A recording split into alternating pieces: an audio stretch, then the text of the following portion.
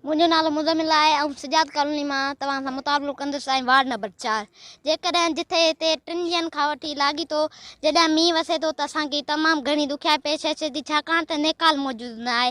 It has been since 30 years इहो 3 सालनि खां वठी थी रहियो आहे and there is no any facility in Sajjad colony ऐं सजाद कॉलोनी में का बि सहूलियत न आहे।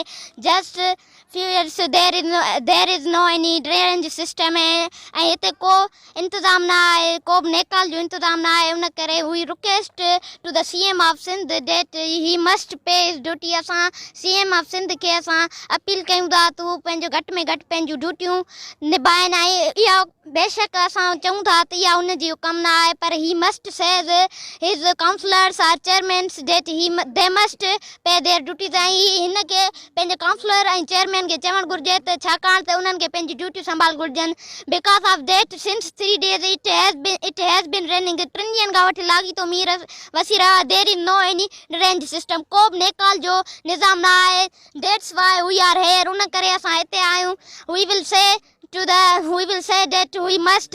will say that we must take our justice असां चवंदासीं असां पंहिंजा इंसाफ़ वठंदासीं and we will also take our rights ऐं पिणु असां पंहिंजा हक़ वठंदासीं। we will take our rights to get our rights ऐं असां पंहिंजो आवाज़ उथारींदासीं पंहिंजा हक़ वठण लाइ। never we will sit at homes कॾहिं बि असां पंहिंजे घर न वेंदासीं। we will never leave the others to do nothing